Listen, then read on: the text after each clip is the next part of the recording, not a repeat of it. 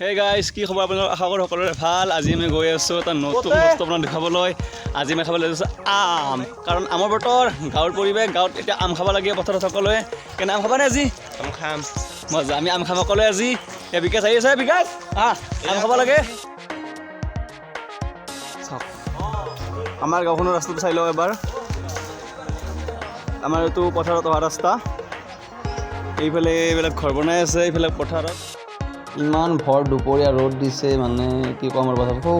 সৰুডাল আম আমি খাব যাম। এয়া কলপাত কাটাত ব্যস্ত। এয়া চব আমি কলপাত কাটি আছোঁ, আম খাব লাগিব।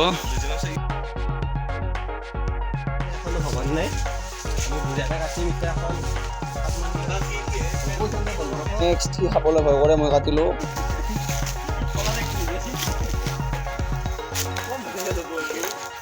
এই আমাৰ লাইনত আহিছে ইতাই খান কুৱেলা খান কাটে খান কুৱেলা খান কাট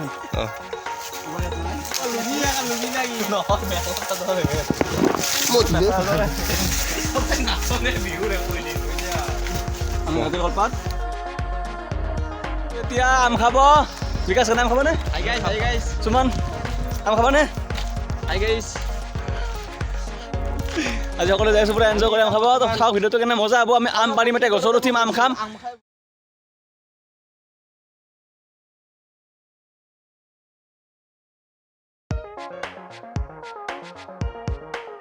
বতৰত খাব লাগে, তেনেকৈ আমি আম খাব আহিছোঁ। পথাৰৰ মাজে মাজে এনেকৈ আম খাব আহিছোঁ। আম পাৰাত ব্যস্ত সমীৰণ গছত উঠি আছে, আম খাব ব্যস্ত। আছো কি বিষ চলি এই সমীৰণ বীৰ আমাৰ গছত উঠি গ'ল আম পাৰিব। আমি আজি মানে আম পুৰা পোখৰ আম আমি দেখিছে আপোনালোকে কলপাত আনা দেখিছিলে। কলপাত আনিলোঁ, এয়া জলকীয়া, নিমখ। এতিয়া ইমান ৰ'দত মানে পথাৰৰ মাজত আমি আম পাৰি আছোঁ, আম খাম। চাওক পথাৰৰ মাজত বহি আম খাই কেনেকুৱা লাগে আপোনালোকে কমেণ্ট কৰি জনাব। আমি ইয়াত প্ৰায় আম খাব আহোঁৱে। সৌৱা দেখিছে ইয়াত আম গছ আছে, আৰু এইটো আশেৰে গৈছে জান, আৰু সেয়া হৈছে 31 নম্বৰ নেশ্যনেল হাইৱে, যিটো আমি গুৱাহাটীলৈ যাব পাৰি। আৰু আম কিছু পাৰা হ'ল আমাৰ। হাই গাইজ, এতিয়া মই গছত উঠিলোঁ। ভাবিছিলোঁ গছত উঠোৱে, কিন্তু ভিডিঅ'টোৰ কাৰণে উঠা নাছিলোঁ। মই উঠিলোঁ আম পাৰিব, কাৰণ আমি বেছি মানুহ নহয়, 4জন মানুহ আছিলোঁ। এইখিনি আম পাৰিলোঁ। আমি গান শুনি শুনি আম খাই আছোঁ, কেনেকুৱা মজা এটা। আৰু কলপাত পাৰি আম আমি কাটিব ধৰিছোঁ, কাষত মিউজিক বাজি আছে। এয়া চাওক কি ভাল লগা। আৰু আপোনালোকে কোনে কোনে আম খাইছে এনেকৈ ক'ব আমাক কমেণ্ট কৰি। বিকাশ কেনেকুৱা আম খাবানে? বাবু আম খাবানে? এয়া গাৰ্লফ্ৰেণ্ডৰ লগত ব্যস্ত। আম কেনেকুৱা লাগছে কওঁ। টেঙা নেকি?